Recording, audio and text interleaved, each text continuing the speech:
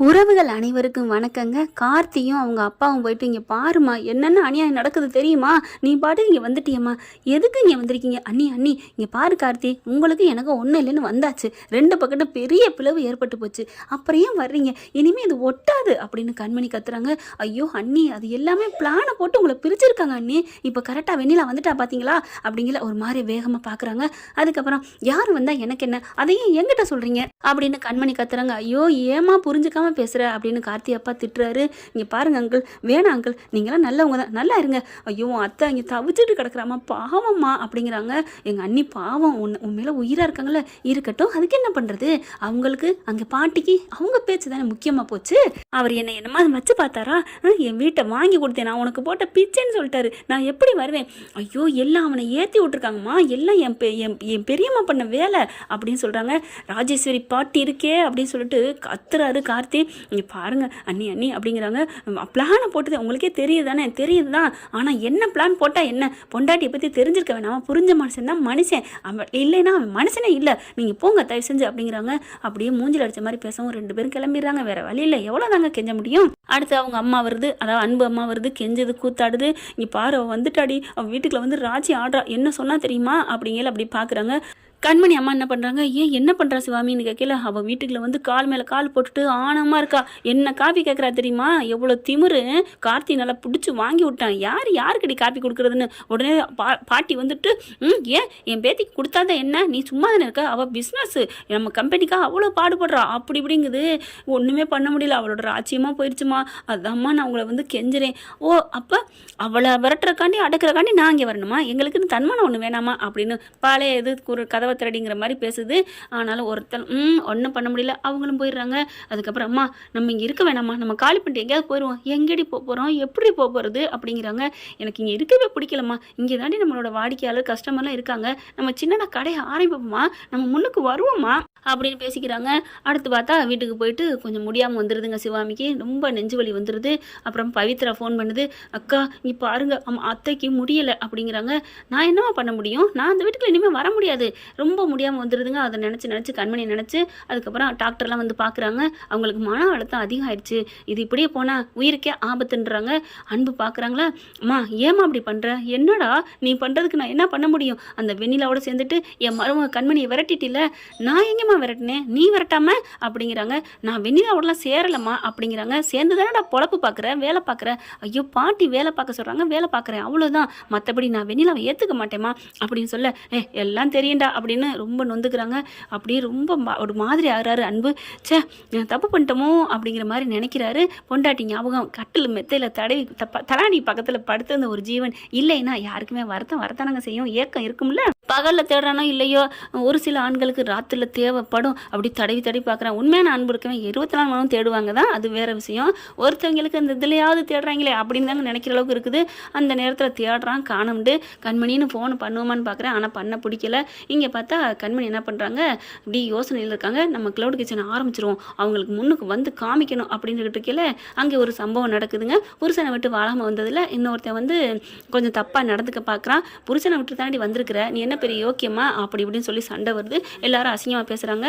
அதை வந்து கண்மணியை அவங்க அம்மா பார்க்குறாங்களா, பாத்தியாடி இந்த மாதிரி நாளப்பினா ஆயிரக்கூடாதாடி நான் சொல்கிறேன், இது மட்டும் இல்லை கண்மணி, இது மாதிரி நிறைய நடக்கும் கண்மணி, நான் சொல்கிறத புரிஞ்சுக்கம்மா, பொண்ணால் சாதிக்க முடியுமா, ஒரு சம்பவம் அப்படி நடந்துச்சுங்காண்டி என்ன ஏமா அப்படி நினைக்கிற, இங்கே பாரு இந்த மாதிரி பேசினா நான் வீட்டை விட்டு எங்கேயாவது போயிடுவேன், ஐயோ கண்மணி அப்படிலாம் பண்ணிக்காதடி அப்படின்னு சொல்லி சமாதானப்படுத்துகிறாங்க. அடுத்து பார்த்தா ஒரு இடத்துல போயிட்டு வியாபாரம் பண்ணுறதுக்கு பொருள் வாங்கிட்டு இருக்காங்க. அன்பு அங்கே நின்றுட்டு இருக்காரு. வெண்ணிலா போயிட்டு, அன்பு அன்பு வா அன்பு, நம்ம இன்னைக்கு ஒரு இடத்துக்கு போகிறோம், இங்கே பாரு கையெடு, நம்ம முக்கியமாக வேலையை பார்க்க தான் வந்திருக்கோம், அதை முடிச்சுட்டு கிளம்பணும் அப்படிங்கல, வா அன்புன்னு சொல்லிட்டு கட்டி பிடிக்க போகிறா. வெண்ணிலா பட்டுன்னு அரை என்னன்னு அரைஞ்சிட்ட, தள்ளியே நிற்கணும், பாட்டி சொன்னாங்களே வேலை விஷயமா வந்திருக்கேன் அவ்வளோதான் அப்படின்னு சொல்லி திட்டி போடுறாரு.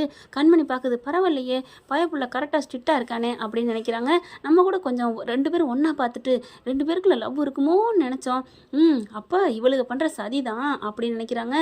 இதுங்க பேசிக்கிட்டு இருக்கோன்னே டக்குன்னு என்ன பண்ணுறாங்க, கண்மணி திரும்ப போகிறாங்க. வெண்ணிலா பார்த்துட்டு ஓய் கண்மணி அப்படின்னு கூப்பிடையில திரும்புகிறாங்களா.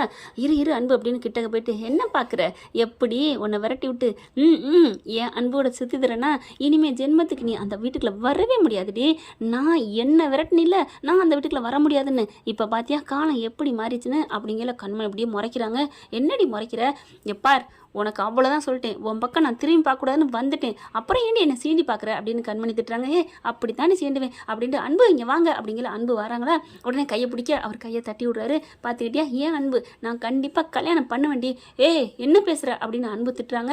நீ சும்மா இரு அன்பு அப்படின்னு சொல்லிட்டு கண்மணி பார்த்துக்கிட்டியா நானும் அவரும் ஒன்றா இருக்கோம், நீ வேஸ்ட்டு, நீ அவ்வளோதான், அந்த வீட்டுக்குள்ள உன் கால் உன் மூச்சு காத்து கூட வர முடியாது, எங்கள் பாட்டி உன்னை கட் பண்ணிடுவாங்க அப்படின்னு சொல்லிட்டு ரொம்ப பீத்திட்டு போகுதா. வீட்டுக்கு வந்து இந்த நடந்த சம்பவத்தை சொல்லுது கண்மணி. வீட்டுக்கு போய் சொன்ன கையோட அவங்க அம்மா என்ன பண்ணுறாங்க, பாத்தியாடி நீனே சொல்கிற அந்த புள்ள அடித்தாரு அப்படின்னு. அப்போ உன்னை தாண்டி நினச்சிட்டு இருக்காரு, ஏண்டி புரிஞ்சுக்கடி, அதுக்காண்டி என்னம்மா பண்ண சொல்கிற, ஏய் முள்ளால் எடுக்கண்டி, அவள் எப்படி சவால் விடுறா, இன்னமும் தயவு செஞ்சு நான் சொல்கிறத கேளுடி, இது எல்லாம் அவளோட பிளான்ரி, மற்றபடி மாப்பிள்ளைக்கு இதுக்கு எந்த சம்மந்தம் இல்லடி, பாட்டி இந்த குந்தாணி கிளவி தாண்டி வேணுக்குனே உன்னை ஒம்பளுத்துருக்குறா அப்படிங்கிறாங்க. அப்படி பார்க்குறாங்களா, அப்படி யோசிச்சு பார்க்குது. காலைல டக்குன்னு கிளம்புது. என்னம்மா கண்மணி நான் கிளம்புறேம்மா, என்னடி சூட் கேஸெல்லாம் துணிமணி எடுத்து வச்சுக்கிறது என்ன அப்படிங்கல. ஆமாம்மா நான் அங்கே போகிறேன், எல்லாம் நாடகம் ஆடுறாளுங்க, இப்போ முதற்கொண்டு என்னை வந்து சவால் விட்டுட்டு போகிறா, என் மூச்சு காற்று கூட அந்த வீட்டுக்குள்ளே வராதுன்ட்டு போகிறா, நான் எப்படி விடுவேனா என்ன, இன்னைக்கு இப்போ வரைக்கும் அவர் என்னத்தாம்மா நினச்சிட்டு இருக்காரு, அவளை பலான்னு அறை கொடுத்தாருமா, அதை என் கண்ணால் பார்த்தேம்மா, இது ஒன்றுக்காக நான் அங்கே போகலை, என்னை சவால் விட்டுட்டு போனால அவளை நான் ஓட விரட்டணுமா, அவர் கூட நான் வாழ்கிறனோ இல்லையோ அங்கே போயிட்டு அந்த ராஜேஸ்வரி கிளவி பண்ணது தப்புன்னு உணர வச்சு உங்கள் காலில் மன்னிப்பு கேட்க வைப்பேம்மா, அப்போ தாம்மா நான் உன் பொண்ணு, அதுக்காக தான் கிளம்புறேன் அப்படிங்கல. எப்படியோடி உனக்கு புத்தி வந்துச்சு, அது வரைக்கும் சந்தோஷம்னு நெத்தியில் முத்தம் கொடுத்து அனுப்பி வைக்கிறாங்க.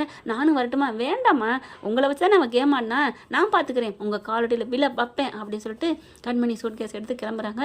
வீட்டு வாசலில் நிற்கிறாங்களா, காலிங் பெல்ல அமுக்குறாங்க, டிங் டிங் அப்படின்னு அமுக்குன கையோட போயிட்டு திறக்குறாங்க. திறந்தா அப்படியே அதிசயம், அண்ணி அப்படின்னு கார்த்திக் சந்தோஷம் தாங்கலை. அன்புக்குமே என்ன அண்ணின்னா கண்மணியை தான் அண்ணிம்பா, இல்லை ஸ்வேதா அண்ணிங்கிறானா யாருன்னு தெரியலையே அப்படிங்கல. அக்கா அப்படின்னு பவித்ரா சொல்ல, அக்கா இவ்வளோ சந்தோஷமா பவித்ரா வாய்ஸ் வருதே, அப்போ கண்மணி எத்த இருக்கணும் அப்படின்னு வேகமாக கதை திறந்து ஓடி வராருங்க. அதுக்குள்ளே எல்லாம் வந்துடுதுங்க. இங்கேண்டி வந்த, நீ ஏண்டி வந்த, சிவகாமி படுத்திருந்த ஆளு அப்படியே மெல்ல எந்திரிச்சு வருதுங்க. கண்மணி வந்துட்டியா அப்படிங்கிற. அத்தை நீங்கள் ஏன் முடியாதோட வந்தீங்க, வாங்க அப்படின்னு சொல்லிட்டு படுக்க வைக்கிறாங்க. படுங்க அத்தை அப்படின்னு சொல்லிட்டு படுக்க இங்கேண்டி வந்த அப்படின்னு பின்னாடி எல்லாம் வருதுங்க. சிவகாமி ரூமில் கொண்டு போய் சிவகாமியை கொண்டு படுக்க வைக்கிறாங்க. கண்மணி அவங்களுக்கு ரொம்ப முடியலைங்கிற சீரியஸுங்கிறது தெரிஞ்சிருச்சுங்க. அதனால தான் மெயினாக அவங்க வந்ததை. ஏன் அத்தை என்ன நினச்சி உங்களுக்கு ஏன் இப்படி ஆயிடுச்சு, நினைக்க வேண்டிங்களே என்ன நினைக்கல, நீங்கள் எதுக்கு என்ன நினச்சி இப்படி ஆகணும் அப்படின்னு சொல்லலை. எப்படிம்மா உன்னை என் உயிராக நினச்சிருக்கேனேம்மா, நான் நீ இல்லாமல் எப்படிம்மா வாழ்வேன் அப்படிங்கிறாங்க. அத்தை நீங்கள் எனக்கு அம்மாவாக பிறந்திருக்கீங்க அத்தை போன ஜென்மத்தில் அப்படிங்கல. இங்கே என்ன வேலை, கிளம்பு அப்படின்னு ராஜேஸ்வரி சொல்ல, உடனே வெண்ணிலாவும் ஆமாம்ல இங்கே எதுக்கு வந்திருக்க, ஒட்டிக்க வந்திருக்கியா, இங்கே பார் என் கழுத்தில் தாலி இருக்குது, இது இருக்கிற வரைக்கும் இந்த வீடு எனக்கு சொந்தம், சரியா, தெரியுமா தெரியாதா அப்படின்னு சொல்ல. என்ன ஸ்வேதாக்கா உங்களுக்கும் தாலி இருக்கிறதுனால இந்த வீட்டில் இருக்கீங்க, அதை கழட்டி போட்டு இங்கே இருக்க முடியுமா அப்படி சொல்ல அப்படியே முறைக்குதுங்க. அடுத்து பார்த்தா வெண்ணிலா, ச்சே இப்படி வந்துட்டாலே பாட்டி என்ன அப்படிங்கல. அன்னைக்கு என்னமோ ரொம்ப பேசிட்டு போன, போடி வீட்டை விட்டு அப்படின்னு மிரட்ட அன்பு பார்க்குறாரு. அவரால் இருக்க முடியலையா, அதனால பாட்டி விடுங்க பாட்டி, அம்மாவுக்கு முடியல அதுக்காக வந்திருப்பா அப்படின்னு சொல்ல. என்னடா மாறிட்ட, அதெல்லாம் மாறலை நான் சொன்னேன் அப்படின்னு போயிடுறாரு. கண்மணி பார்க்குது, இருங்கடி உங்களை வச்சு உங்கள் விரலை வச்சு அவங்கள கூத்தி ஆற்றம் பாருன்னு சபதம் எடுக்கிறாங்க நம்ம கண்மணி. என்ன ஃப்ரெண்ட் இப்படி போனால் நல்லா தானே இருக்கும், பார்க்கலாம். தேங்க்யூ. இந்த வீடியோ உங்களுக்கு பிடிச்சிருந்தா தயவு செய்து லைக் பண்ணுங்க. இன்னும் அப்டேட்ஸ்க்காக சேனலை சப்ஸ்கிரைப் பண்ண மறக்காதீங்க. நம்ம கிட்ட இருக்க எல்லா சேனல்ஸோட லேட்டஸ்ட் வீடியோ அப்டேட்ஸ்க்காக மேல ரைட் சைடுல காட்டுற லிங்கை கிளிக் பண்ணி வாட்ஸ்அப் குரூப்ல ஜாயின் பண்ணுங்க. உங்களிடம் விடைபெறுவது நான் உங்கள் மெஹர்.